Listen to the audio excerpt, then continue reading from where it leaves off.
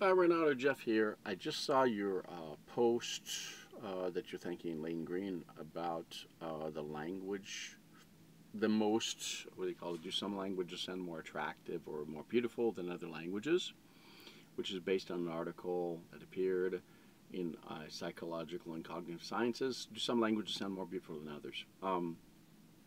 And I've just, and it had a graph here, kind of a chart that indicated, spectral entropy, nasal vowels, number of vowels, diphthongs, triphthongs, pitch variability, spectral novelty, and let's see what else here. Down here, tones and all that.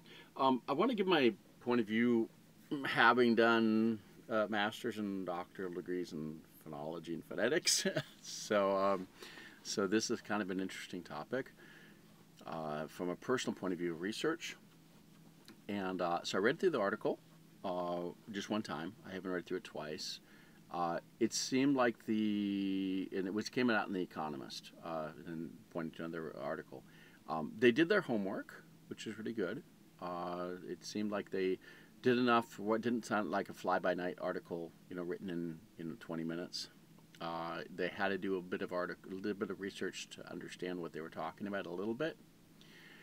To a minimal, let's say a minimalist thing, more than minimum, and to indicate things of prosody and prosodic, prosodics kind of features, and looking at some specific factors. So I just want to quickly say there are basically 6,000 languages out there, and we've got about 1,000 of them documented in general, maybe 1,500 maximum.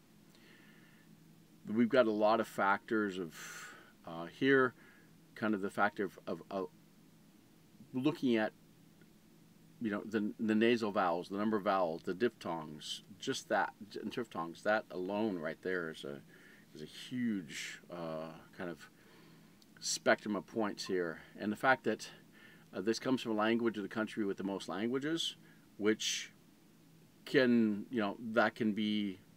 There are lots of countries with between, let's say, 300 to, let's say, 3,000 languages, dialects, what do you want to call them? And we've got a lot of factors here. But the interesting was when they were beginning to compare, because they're looking for German speakers, Chinese speakers, and English speakers, and asking what they're asking them to rate them. And they said that the German speakers did not like short sequences and things like that, which is really interesting because Germans have long words with a lot of grammatical morphology.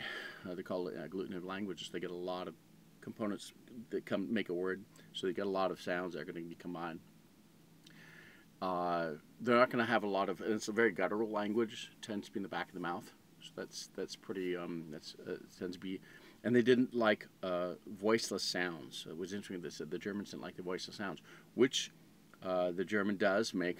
Tends to have voice sounds. Voice sounds like s, to do, p, to do, s, sh, k. It's always the second one is a voiced sound. Voice just means that the larynx is a little more pronouncing it more than having just the air going through the vocal cords. But I thought this is a great topic, and this is some decent research that pointed to other articles that were a little more deeper than just basic business magazines and stuff. But really interesting, and see that the language has a little bit of traction right now, especially this is a lot of this coming from the whole the whole AI hype right now with large language models. Language is at the forefront of everything right now, so this is a really kind of cool moment in time to see that, and to see that everybody's interested in little things more than just talking about their accent sounds foreign, right? So that's a little more deeper. And looking into it and seeing what now I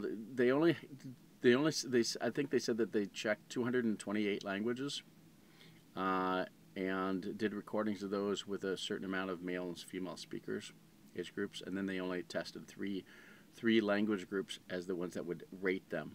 it could be done with more, but at least they're trying to do something.